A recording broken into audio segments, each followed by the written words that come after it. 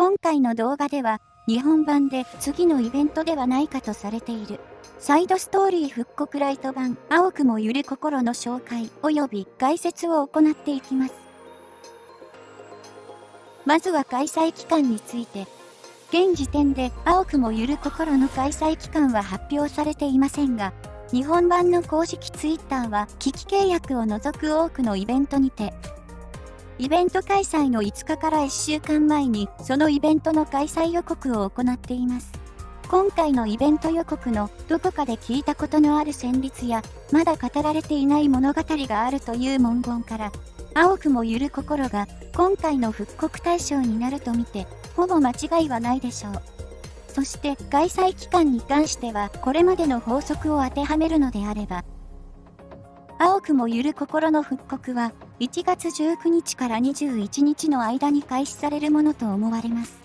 そしてイベントの開催期間についてですが、大陸版では交換所の開設は14日間となっていましたが、イベントのメインとなるイベントステージの開放は8月11日から21日までだったため、イベントステージの開放期間は実質10日間となっています。なので、これを上記の開催日予想に当てはめると、イベントステージの開放期間は1月29日または31日まで、交換所の開放期間は2月2日または4日までになるものと思われます。なお、日本版ではご存知の通り、機器契約2の開催が2月上旬に実施されることがアナウンスされています。交換所開放期間終了日の2日から4日はイベント開始日としてはかなりちょうど良いタイミングのため、機器契約2の開催に関しては、このあたりの日を注目しておくといいかもしれません。なお、今回のイベントステージの開放は、前回のように高難易度ステージが1週間遅れで開放されるということはなく、イベント開始初日に全ステージが開放されているので、初日に全ステージをクリアするということも可能となっています。続いて、イベントステージについて紹介します。まずは通常ステージから。通常ステージは前回と同じく OF1 から OF8 までとなっていますが、1回の入場に必要な理性の数が 1.5 倍となっています。その代わり入手できるチケットや黒曜石の数も 1.5 倍となっているので、前回と比べると単純計算で 1.5 倍の周回効率となっています。そして理性を必要としないストーリーパートのみとなる OFST ステージに関してですが、こちらは今回の復刻で新たに OFST6 が追加されます。OFST6 は今回の復刻で実装される可能性があるオペレーター、ソーンズとシエスタでの一件ではあまり大きく関わらなかったオペレーターたち、そして海に関して断片的な内容が語られるものとなっています。テラの世界が大きく掘り下げられるということはありませんが、海という存在がいかにテラでは馴染みのないものであるのかということが感じられるかもしれません。続いてチケットを返還する OFF ステージについて紹介。OFF ステージは前回のイベント開催時とほとんど変化はなく、初回クリア報酬であるコインの数が3分の1から4分の1程度に減少したのみとなっています。コインの初回入手枚数の減少については、口述しますが必要となる枚数も減少しているので、実質的には一切の変化がないと言えます。続いて OFEX ステージについてですが、こちらも大きな変化はなく、初回クリア報酬のチケットとコインの数が減少したのみとなっています。そのため前回と同じく1回クリアした後は周回する必要などはありません。なお、今回に関しても前回の騎兵とハンターと同じく、以前のイベント開催時にステージをクリアしていた場合は、初回クリア報酬である純正原石を入手することはできません。また、ステージドロップ家具も入手できないので、前回のイベント開催時にクリアしている方は、OFEX や OF の序盤ステージをクリアし直す必要はありません。続いて、アンセルの衣装、ホリデー HDM06 を入手することができる。黒曜石収集イベントについて紹介。黒曜石収集イベントは、前回のイベント開催時は全アイテムを入手するのに、4000の黒曜石が必要となりましたが、今回のイベントでは必要数は1060個まで減少しています。また、デイリー任務で入手することができる黒曜石もなくなり、入手手段がイベントステージの周回のみとなったので、黒曜石をイベントステージであと何個入手しなければいけないのかなどの逆算をする必要はなくなりました。一方で報酬として入手できる素材の数は大幅に少なくなっており、報酬の総量は前回イベント時のおよそ5分の1程度となっています。そのため前回のイベントのように報酬が美味しいというわけではありません。あくまでもイベント家具やイベントコーデなどを入手するためのイベントという趣が強くなっています。続いてガチャの仕様について紹介。ガチャコインがあるように今回もガチャは存在していますが、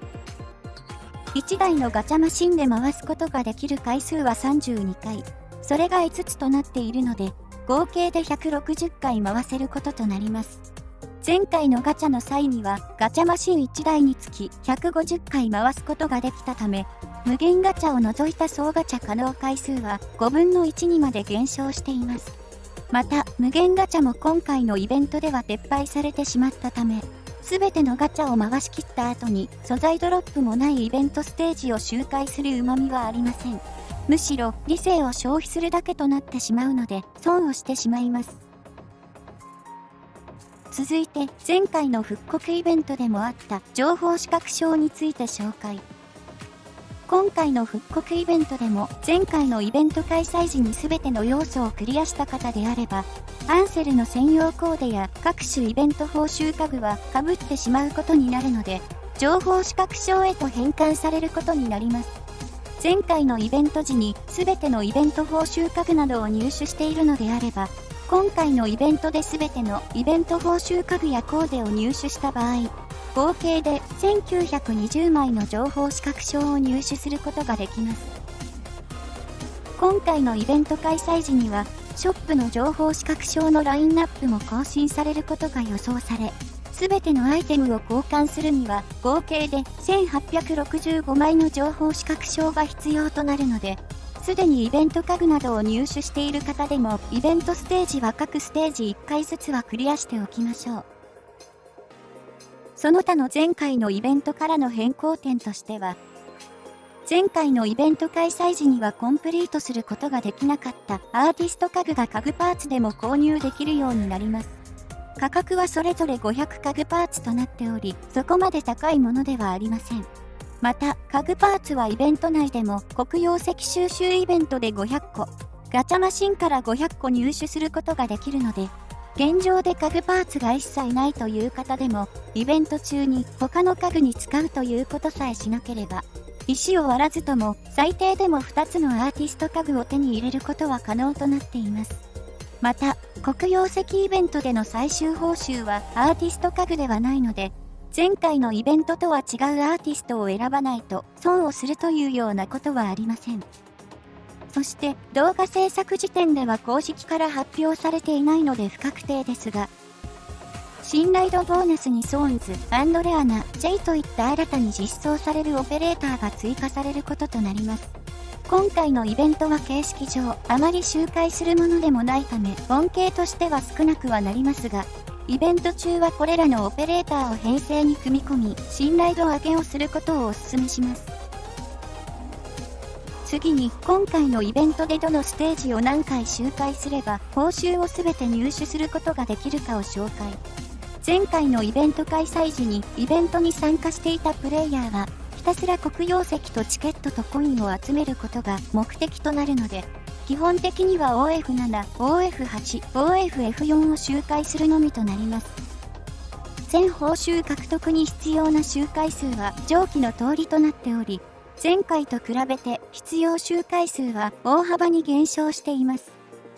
周回に必要な理性の数も合計で1740となっており、これは理性剤を使用せずに自然に回復する理性の約8日分となります。そのため、石割や月パスに課金をしていなくてもある程度の余裕が、月パスに課金をしているのであれば、かなり余裕がある形となっています。今回の復刻イベントでは周回数が非常に少なくなった代わりにイベント報酬も少なくなっており、イベントステージにて素材もドロップしないためかなりお手軽なイベントに変わっています。イベントとしては物足りない感じは否めませんが、逆に言えばさっさと終わらせてしまえば、機器契約の準備に取り組める期間になるということでもあるので、この期間を有効に活用すれば、万全の体制で機器契約に臨めるのではないでしょうか。以上で復刻ライト版青くもゆる心の解説を終わります。続いて青くもゆる心と同時期に開催される可能性があるイベントスカウト。吹逆流アンバウンドリフレックスにて実装されるオペレーターを紹介。今回のイベントスカウトでは新たに J& レアナ、ソーンズが実装され、J が通常星4、レアナが通常星5、ソーンズが通常星6となっています。それでは一人ずつ大まかにスキルの内容を紹介していきます。大将、どうも、J と申します。星熊さんに勧められてロドスに行きやした。海産物は一通りわかりやす。あとは料理と包丁さばきもまあ悪くないと思うんで、その辺お手伝いできると思いやす。 J はサイドストーリー幻想の掟で登場した論面で魚団子屋を営んでいるウルサス人で、星熊からの紹介を介してロドスに加入することとなりました。凶悪な顔つきや包丁さばき、そして体中にある傷跡などからマフィアなどの裏の人物ではないかと噂されていますが、実際は至って普通の一般人であり、少し頑固ではあるものの常識的な考えができる人物です。そのため、外見的な問題から J と親密な関係になろうとする人物は多くはないようですが、性格は善人なので、J の素性を知った人や店の常連客からの評価はかなりいいようです。大将、俺分かりやしたぜ。敵を食材だと思って扱えば戦闘も簡単だってよ。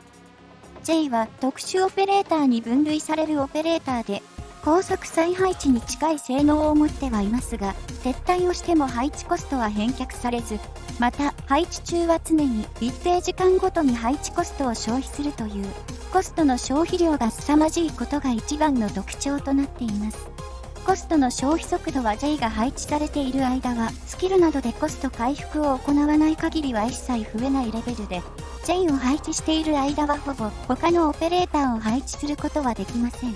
その分、ステータスはかなり高くなっており、HP や攻撃力などは前衛クラスで、スキルは永続スキルでありながら、発動までの時間がかなり短く、一度発動してしまえば、かなり強力なオペレーターとなります。そのため、性能としては諸刃の剣というようなオペレーターではありますが、使いどころさえ間違えなければ、凄まじい活躍を見せてはくれるので、ぜひとも入手しておきたいオペレーターです。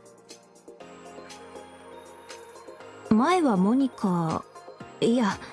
今はインキャンデセンスって呼ぶべきか。とにかくそいつのボディーガードをやってた。今回はようやくあいつにも、まともな就職先が見つかったみたいだし、やっと私も違うことができるってわけだ。とにかくこれからよろしくね。アンドレアナはイベリア出身のエーギル人で、同時期にロドスに加入したオペレーターインキャンデセンスのボディーガードをしていた人物です。アンドレアナはエーギル人でありながらスナイパーライフルを所持していますが、このスナイパーライフルはラテラーノ人が扱っているような銃器ではなく、実際はスナイパーライフルの形をしたクロスボウになっているとのこと。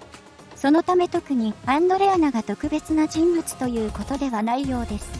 ただ、アンドレアナのスナイパーライフルもどきを理由に、頻繁にイベリアの裁判所がアンドレアナの元を訪れており、裁判所はイベリアで強大な権力を持った機関のため、スナイパーライフルもどきで頻繁に裁判所が訪れることは不自然であり、ロドスは何らかの理由でアンドレアナの元に訪れていたのではないかと推測しているとのこと。ただ、イベリアは実質的に鎖国状態となっており、綿密な調査ができないため、詳細は不明のようです。アンドレアナ自身はこのことについてはあまり気にはしていないようですが、正直自分でも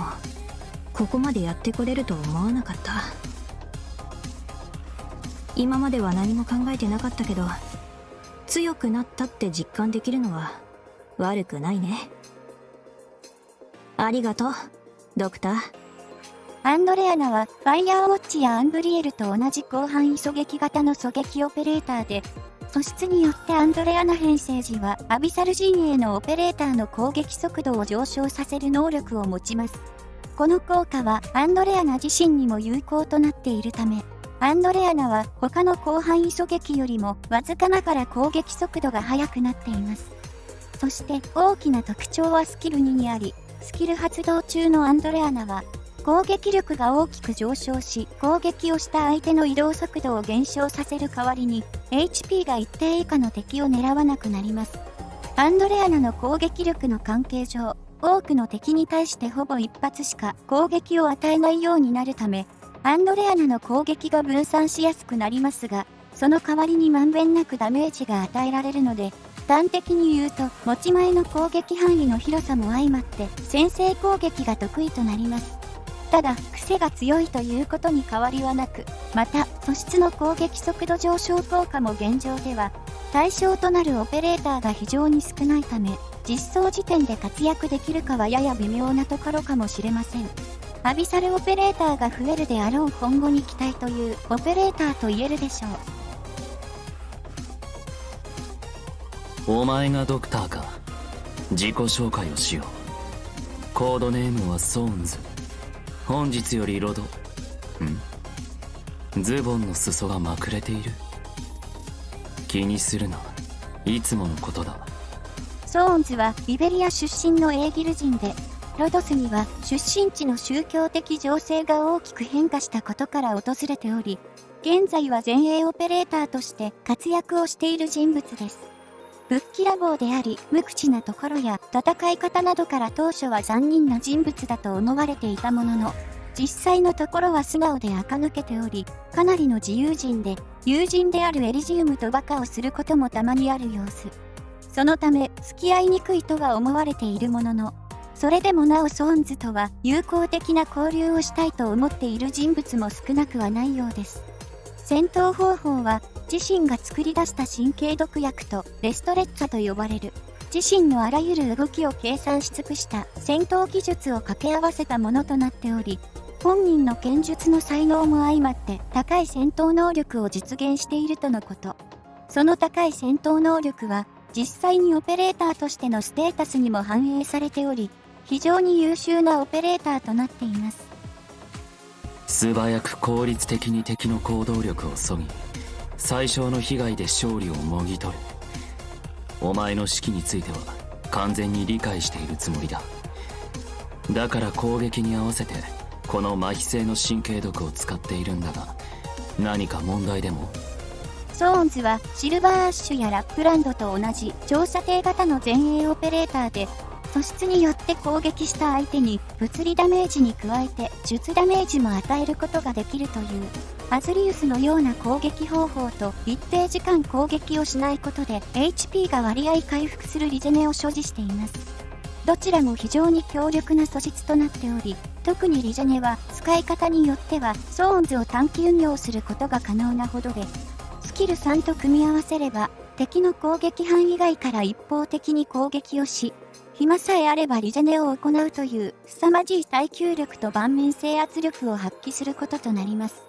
固有スキルは反撃性能に特化したものと遠距離攻撃に特化したものの2つがあり、スキルにはソーンズが攻撃をしなくなる代わりに攻撃力と防御力を上昇させ、敵から攻撃を受けた際に前方の複数の敵に対して反撃を行うというもので、自発的な攻撃ではないため、量感火力には不安が残りますが、こちらもソーンズの前方に対しての盤面制圧が可能なスキルとなっています。そして特筆すべきはスキル3となっており、1回目のスキル発動時は攻撃範囲を単体狙撃と同等の範囲にまで拡大し、攻撃力と攻撃速度を上昇させるのみとなっていますが、2回目のスキル発動時には攻撃範囲拡大は変わらずに上昇する攻撃力と攻撃速度は2倍となり、さらにスキル発動時間が無制限となります。その攻撃速度と攻撃力の上昇量が凄まじく、攻撃速度は単体狙撃よりも速くなり、攻撃力はソーンズを最大まで強化しているのであれば、1500を超え始めます。また、遠距離攻撃の攻撃力減衰も無効化されるので、空中の敵に対しても元の火力のまま攻撃できるようになるため、地上オペレーターでありながら、空中の敵の処理も難なくこなすようになります。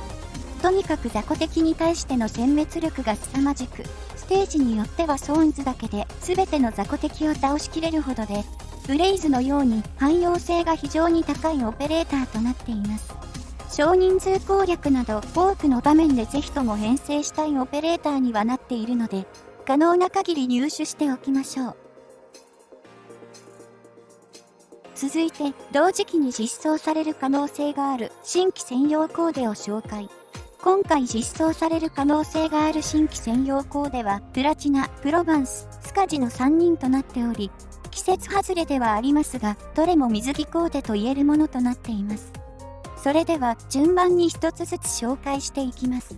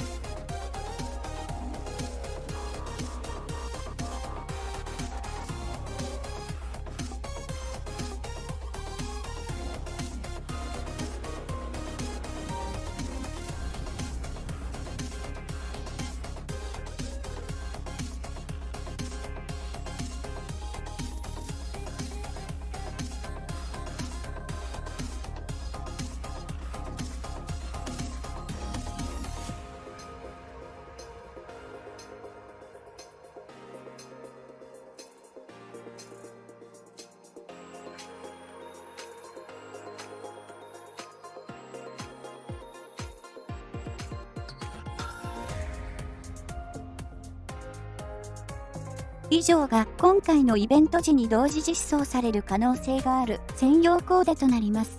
また、これらの新規専用コーデとは別に、前回のイベント開催時に販売された専用コーデの一部が、復刻販売されることが英語版公式から明らかになっています。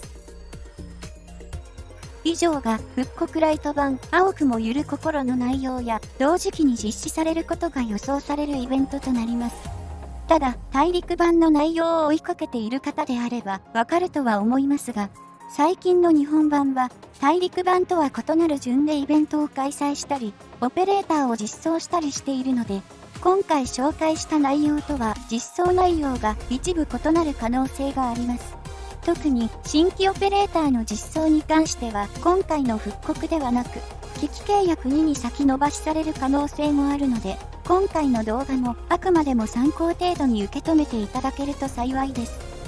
以上で今回の動画を終わります。ご視聴ありがとうございました。